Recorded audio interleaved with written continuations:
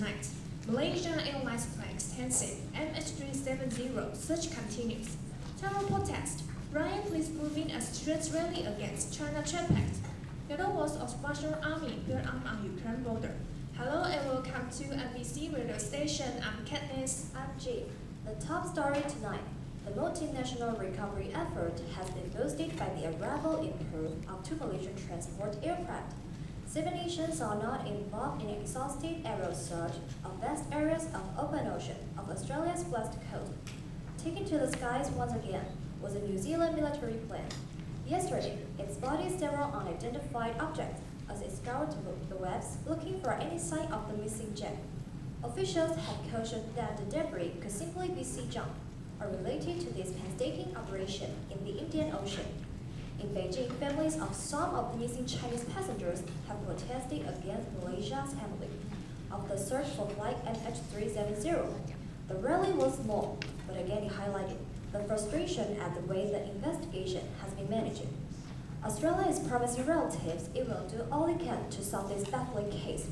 The Prime Minister Tony Abbott says each nation involved in one of the world's biggest and most expensive maritime recovery missions is paying its own way.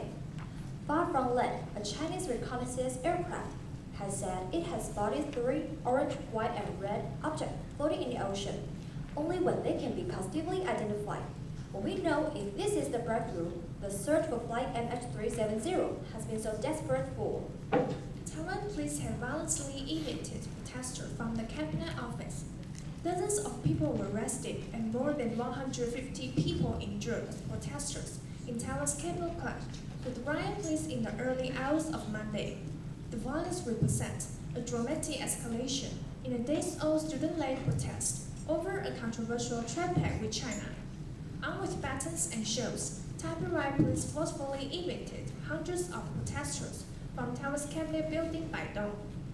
Using a combination of water cannons and pepper strikes, authorities dragged demonstrators one by one out of the government building, which they had broken into mere hours earlier. Shouting, quote, "No more police brutality." Defiant protesters locked arms and legs in the field, attempt to prevent their eventual eviction.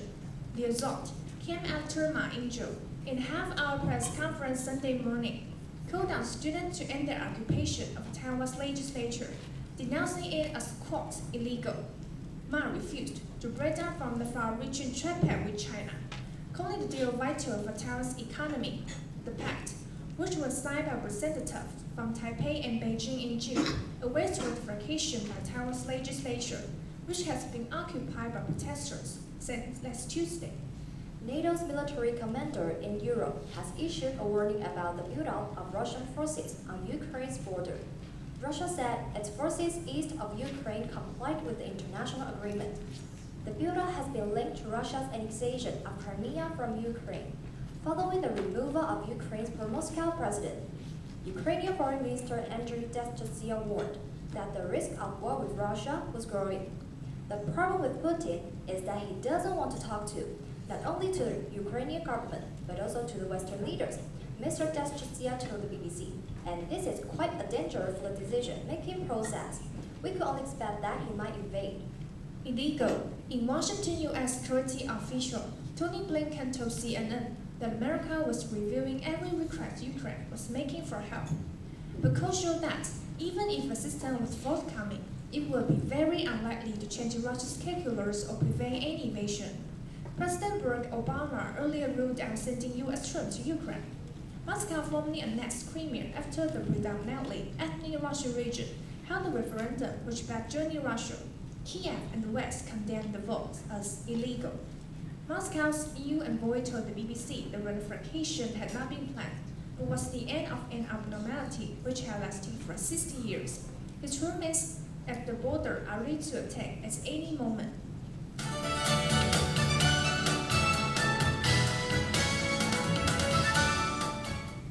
Now for business, I'm Fina.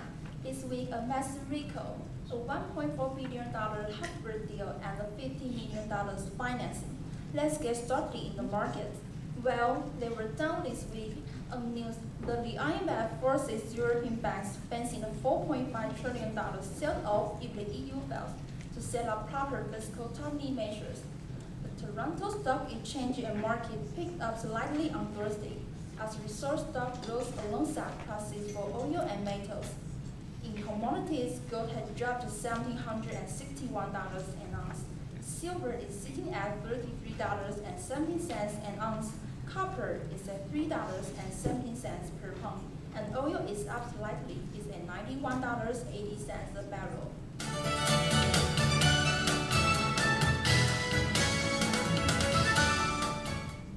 Next is sports. Hello there, I'm Eve. This is Sport Today, and on this program, here's what we've got. Football entered the new Italian league season got underway on Saturday, with Milan providing new coach Leonardo with an opening day victory, a result that was very much made in Brazil, when no team yet setting up for scores for Alexander Pato either side of halftime. Champion Inter got their campaign on the way in a few hours' time. They entertained Bari at the San Siro. The rest of the games on open week had to take off on Sunday evening. The event is to start with a home game against Kiev and Sharon Lazio, winners of the Italian Super Cup in Beijing early this month, begin by welcoming Atalanta to the East Anglian Olimpico. That's all for sports today.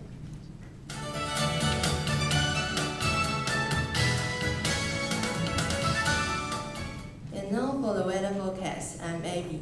How's the weather tomorrow? Mainly cloudy tonight, but a lot tomorrow because it will be cold in the morning with a minimal temperature of around 12 degrees in urban areas, maximum temperature at 16 degrees, and it will be chilly again over the weekend. Tomorrow's API is forecast at 25 to 80, and the maximum UV index forecast for tomorrow will be at around 3. Thank you for listening.